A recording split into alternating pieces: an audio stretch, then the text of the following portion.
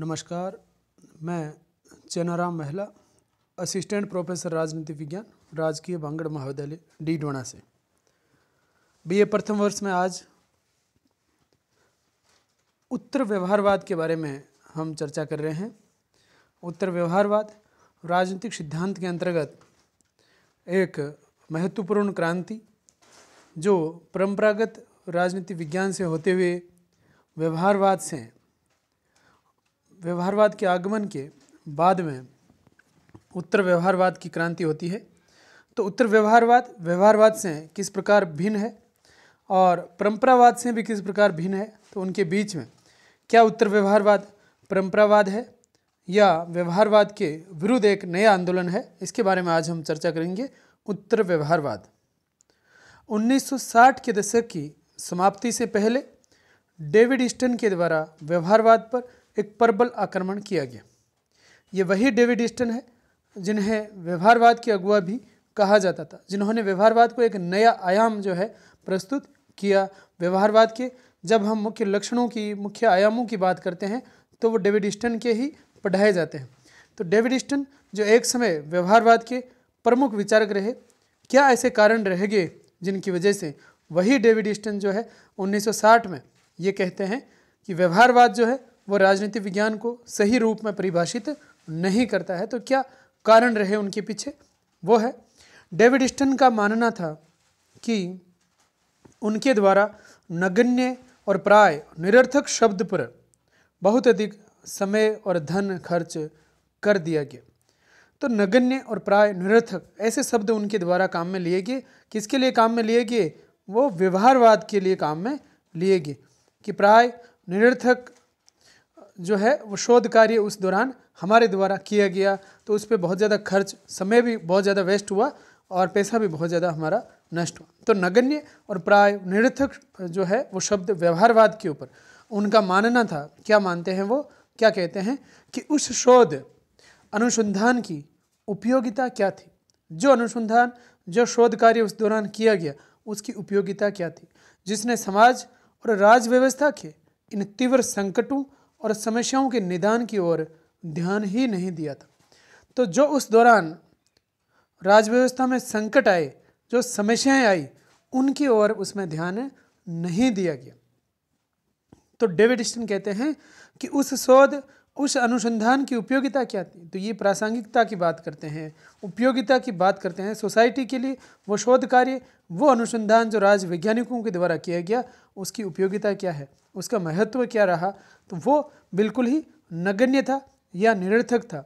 तो उस पर कोई काम जो है सोसाइटी के लिए यूजफुल नहीं हो पाया और अप्रासंगिक काम उसमें किया गया। तो इसलिए डेविड ईस्टन के द्वारा एक प्रबल आक्रमण 1960 में किया गया। अब बात करते हैं अभिप्राय की। अर्थ क्या है उत्तर व्यवहारवाद के? अगर आप सुने कि उत्तर व्यवहारवाद के बारे में हमें 2 लाइन लिखनी है तो उसका अर्थ क्या है, उसका अभिप्राय क्या है? उत्तर व्यवहारवाद अपने विश्लेषण में वैज्ञानिकता के तत्व को शिथिल नहीं करना चाहता। तो जो वैज्ञानिकता का जो तत्व है, जो व्यवहारवाद की एक प्रमुख निशानी रही है, उसको छोड़ना नहीं चाहता। यह वैज्ञानिकता के परिप्रेक्ष्य को ज़्यादा विस्तृत करना चाहता है। तो अपने विश्लेषण में वैज्ञानिकता के तत्व को शिथिल नहीं करना चाहता, उसे और ज़्यादा विस्तृत करना चाहता है। तो यहाँ ये क्लियर हो जाता है कि व्यवहारवाद का ये दुश्मन नहीं है। उत्तर व्यवहारवाद को एक प्रकार की वैचारिक क्रांति कहा जा सकता। तो एक वैचारिक क्रांति है क्योंकि यह राजनीतिक प्रक्रिया के अध्ययन के नवीन एक समन्वयात्मक दृष्टिकोण को प्रस्तुत करता है, एक समन्वय स्थापित करने की कोशिश करता है। और किस में? वो तथ्य और मूल्य में, जिसमें तथ्य व मूल्य दोनों का समावेश किया गया है। तो जो तथ्य, जो विशेषता है तथ्य किसकी? व्यवहारवाद की, और मूल्य जो विशेषता है परंपरावाद की। तो व्यवहारवाद और परंपरावाद दोनों में समन्वय स्थापित करने की कोशिश यहाँ पे की गई है। तो ऐसी वैचारिक क्रांति है जो राजनीतिक प्रक्रिया के अध्ययन में एक नवीन समन्वयात्मक दृष्टिकोण प्रस्तुत करती है।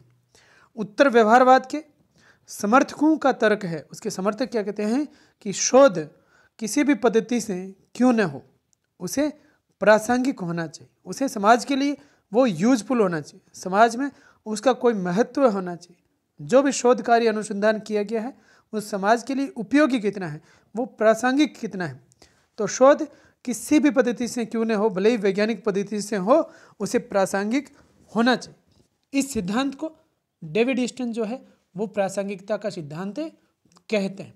तो प्रासंगिकता का सिद्धांत अगर पूछ ले आपसे, 2 लाइन में उसका जवाब देना है तो वो यह है कि शोध किसी भी पद्धति से क्यों ना हो, उसे सोसाइटी के लिए प्रासंगिक होना चाहिए, यूजफुल होना चाहिए।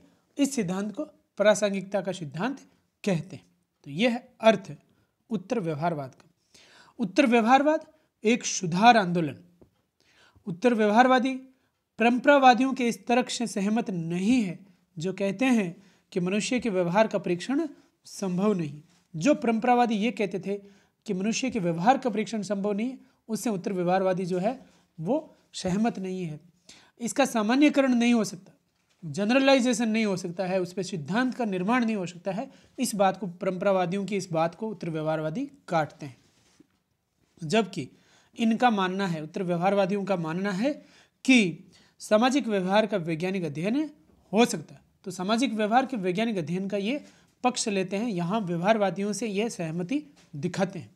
उत्तर व्यवहारवाद व्यवहारवाद का विरोधी नहीं, उसका एक अगला चरण है, एक सुधार आंदोलन है तथा एक नवीन दिशा संकेत है। तो उत्तर व्यवहारवाद को व्यवहारवाद का अगला चरण, एक सुधार आंदोलन, एक नवीन दिशा संकेत उसको मान सकते हैं। परीक्षा में पूछे जाते हैं इसके 2 नारे लिखिए, तो क्या मोटो क्या है, जो उद्देश्य है वो है, इसके 2 नारे हैं, कर्म और प्रासंगिकता। तो कर्म अर्थात ऐसा काम करना है जो सोसाइटी के लिए काम आ सके, और प्रासंगिकता उसका सोसाइटी के लिए यूज है अथवा नहीं है। तो 2 नारे हैं उत्तर व्यवहारवाद के, कर्म और प्रासंगिकता। इनका मूल मंतव्य है सामाजिक शोध, जो शोध कार्य किया जा रहा है वो समाज की आवश्यकताओं के संदर्भ में प्रासंगिक होना चाहिए। तो जो भी शोध कार्य, अनुसंधान कार्य किया जा रहा है राज वैज्ञानिक के द्वारा, वो समाज के लिए उसकी आवश्यकता को ध्यान में रख करके होना चाहिए। यह राज वैज्ञानिकों के मूल्य निरपेक्ष या तटस्थ भाव से अलग रहकर अध्ययन कराने की बजाय स्वयं उनको समाज एवं राज व्यवस्था की रक्षार्थ आगे आने के लिए आह्वान करता है। तो जो ये व्यवहारवादी ये बात करते थे कि यहाँ पे मूल्यों से अलग रहना है, मूल्यों से निरपेक्ष रहना है, तटस्थ रहना है, उसकी बजाय ये कहते हैं कि उनको समाज और राज व्यवस्था की रक्षार्थ आगे आना चाहिए। उन्हें मानव मूल्यों की रक्षार्थ क्रम करने के लिए प्रवृत्त किया गया है। तो मानव मूल्यों की रक्षा के लिए उनको काम करना चाहिए, इसलिए इसे क्रम, और दूसरा जो है वो काम कैसा होना चाहिए, वो आवश्यकता के संदर्भ में प्रासंगिक होना चाहिए। तो 2 स्लोगन, जो 2 नारे हैं वो है कर्म और प्रासंगिकता। क्या उत्तर व्यवहारवाद परंपरावाद है? अब हम देखते हैं कि क्या उत्तर व्यवहारवाद को हम परंपरावाद मान सकते हैं। उत्तर व्यवहारवाद पर अक्सर यह आरोप लगाया जाता है कि यह व्यवहारवाद का विरोधी है, यह परंपरावाद है, यह राजनीति विज्ञान में सुधारों का विरोधी है। परंतु इसमें सच्चाई नहीं है। यह व्यवहारवाद का विरोधी नहीं है, उसमें एक सुधार करने की कोशिश ये करता है, लेकिन इसका अर्थ ये नहीं है कि ये परंपरावाद में जाता है, ये परंपरावाद में विश्वास करेगा। वास्तव में उत्तर व्यवहारवाद व्यवहारवाद का अगला चरण है। तो व्यवहारवाद का अगला चरण है, एक सुधार आंदोलन है, एक नवीन दिशा संकेत है। तो व्यवहारवाद का विरोधी नहीं है, परंपरावाद भी ये नहीं है। जहाँ तक परंपरावाद व उत्तर व्यवहारवाद की बात है तो दोनों दृष्टिकोणों में मूल अंतर है कि परंपरावाद व्यवहारवादी उपागम की सार्थकता को अस्वीकार करता है और राजनीति विज्ञान की शास्त्रीय परंपराओं में अपने विश्वास को दोहराता है। तो परंपरावाद तो वैज्ञानिकता को या व्यवहारवाद को सिरे से ही खारिज करता है, और शास्त्रीय परंपरा का यहाँ पे मतलब है कि वो कल्पनाशीलता में विश्वास व्यक्त करता है। वो जो है आदर्शवादी विचारधारा को अपना जो है मोटो मानता है, वो जो है नैतिकता को मानता है, वो मूल्यों को महत्व देता है, तथ्यों को नहीं। तो यह परंपरावाद है। जबकि बात करें उत्तर व्यवहारवाद की, तो उत्तर व्यवहारवाद भविष्य की ओर उन्मुख है। किस प्रकार भिन्न है? परंपरावाद से यह भविष्य की ओर उन्मुख है। राजनीति विज्ञान को नवीन दिशाओं की ओर मोड़ने और उनमें भी बहुत कुछ जोड़ने की ओर ये प्रयत्नशील। तो नवीन दिशाओं की ओर मोड़ने की बात है, इसमें वैज्ञानिक दृष्टिकोण को साथ में लेकर के चलते हैं और कहते हैं कि उसमें जो है प्रासंगिकता का समावेश होना चाहिए। यह एक वास्तविक क्रांति है, ना कि प्रतिक्रिया। विकास है, न कि अनुरक्षण। ये विकास की बात करते हैं, वो दूसरे को नष्ट करने की बात नहीं करते।